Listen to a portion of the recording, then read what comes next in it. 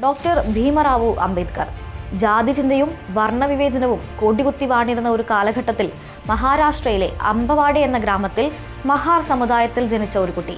തീരെ സാധാരണക്കാരനായ ഈ കുട്ടി പിന്നീട് അനുഭവങ്ങളുടെയും വിദ്യാഭ്യാസത്തിൻ്റെയും മാത്രം കരുത്തിൽ ഇന്ത്യക്ക് തന്നെ വഴികാട്ടിയായ മാർഗരേഖ ചമച്ച ചരിത്രം അത് എന്നും ഓർത്തുവയ്ക്കപ്പെടേണ്ടതാണ്. ഭിവാ സത്പാൽ എന്ന പേരിൽ സ്കൂളിലെത്തിയ വിദ്യാർത്ഥിയുടെ പേരിനൊപ്പം ജന്മനാടിൻ്റെ സൂചകമായി അംബേദ്കർ എന്ന് ചേർത്തത് ആ സ്കൂളിലെ അധ്യാപകനായിരുന്നു.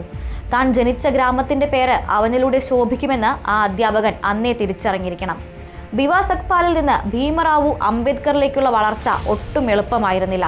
വിദ്യാഭ്യാസത്തിലൂടെ മാത്രം ജാതി വിവേചനത്തിന് അറുതിയാവില്ലെന്ന് തിരിച്ചറിഞ്ഞയിടത്തു നിന്നാണ് അംബേദ്കർ തുല്യതയ്ക്കായുള്ള പോരാട്ടം ആരംഭിച്ചത്.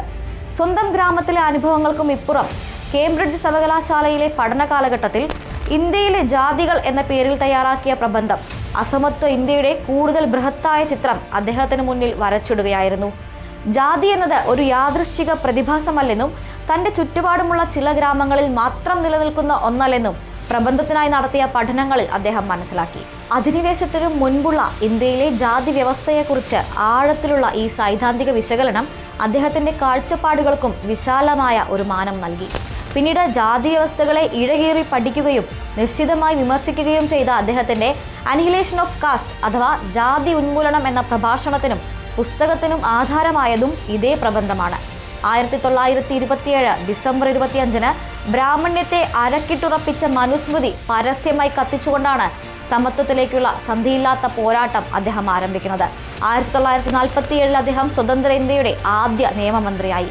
ഭരണഘടനാ കമ്മിറ്റിയുടെ ചെയർമാൻ സ്ഥാനത്തുമെത്തി. വിവേചനമില്ലാതെ സമത്വത്തിൽ അധിഷ്ഠിതമായ ഭരണഘടനയ്ക്കുള്ള പ്രയത്നത്തിൻ്റെ കൂടി തുടക്കമായിരുന്നു അത്. വ്യക്തിയെ അടിസ്ഥാന ഘടകമായി കണക്കാക്കുകയും ആദരിക്കുകയും ചെയ്യുന്ന മൗലികാവകാശങ്ങൾക്ക് പ്രഥമ പ്രാധാന്യം നൽകുന്ന രാജ്യത്തിൻ്റെ പരമോന്നത നിയമസംഹിത രൂപം കൊണ്ടത് അംബേദ്കറിലൂടെയാണ്.